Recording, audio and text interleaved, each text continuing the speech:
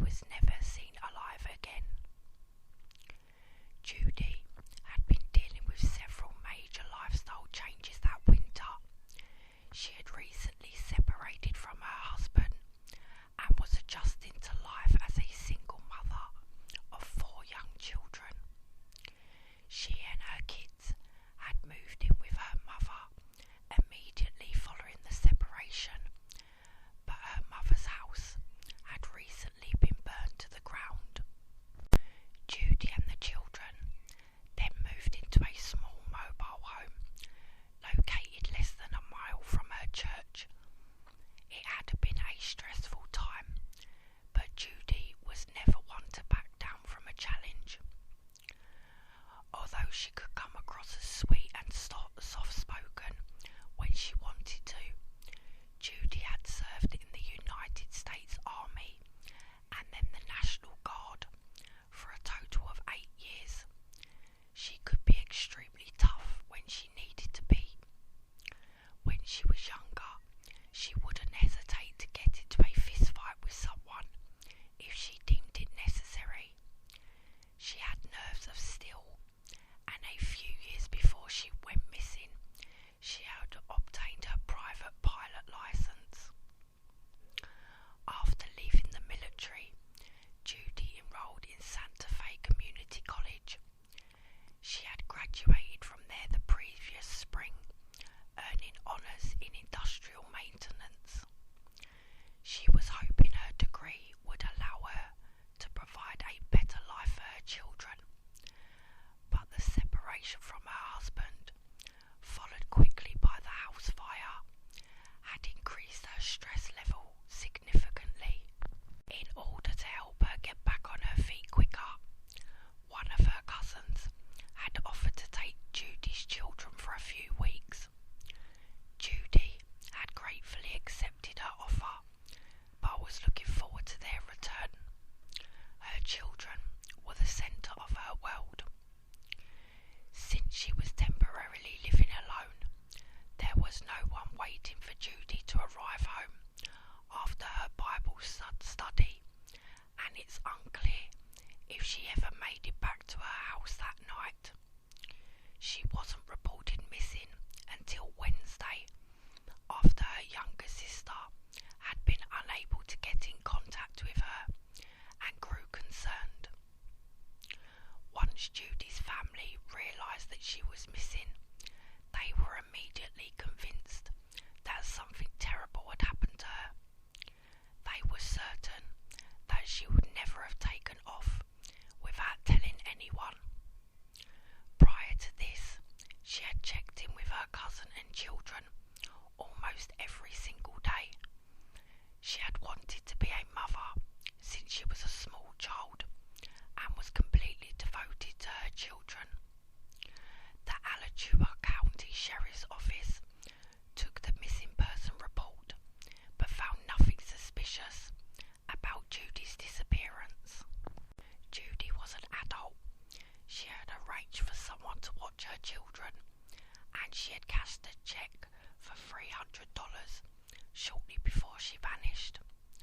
Detectives assured her family that she had likely decided she needed a break for a while and would contact someone when she was ready to. As time went on, it became apparent that Judy had not taken off on a short vacation. Weeks turned to months without any word from her, and her family feared the worst. Even law enforcement seemed to concede that the case was unusual, and they conducted several searches of wooded areas near the church where Judy was last seen. They found nothing related to the case, and it seemed to go cold almost immediately. 2 months after Judy went missing, another Santa Fe Community College student disappeared. Beth Foster told her roommate she was going to a local park to read a book, but never returned. Her car was found behind a Gainesville restaurant a few days later, and police launched a massive search for the 21-year-old. Hundreds of searches throughout the Gainesville area, and Beth's body was found 11 days later. She had been brutally murdered. Judy's family was understandably upset with the differences in the way the two cases had been handled, noting that no large-scale searches had ever been conducted for Julie. They openly questioned why the Alachua County Sheriff's Office had virtually ignored Judy's disappearance, yet responded in full force when Beth went missing. Law enforcement continued to insist they had a good reason to believe that Judy had left voluntarily. Although Judy's family remained convinced that Julie had fallen victim to foul play, the investigation into her disappearance stalled.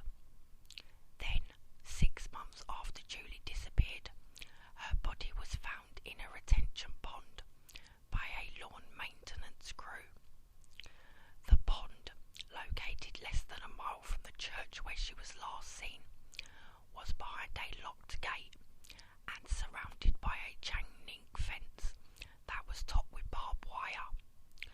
The Florida Department of Transportation possessed the only keys to unlock the gate. Detectives were baffled by how Julie's body could have ended up in the pond.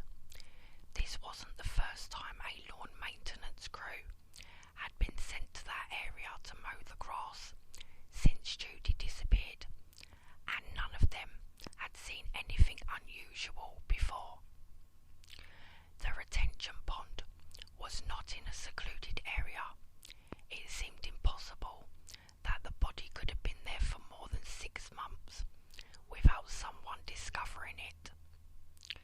Investigators theorized that Judy's body may have been thrown down a manhole into the sewer system and washed into the retention pond from there. Detectives studied various maps of the sewer system in that area, but they were never able to conclusively determine how Judy's body ended up where it was found. Judy's body had been badly decomposed when it was found, but it appeared that she had been fully clothed at the time of her death. Unfortunately, the state of her remains made it impossible for the medical examiner to determine a cause of death.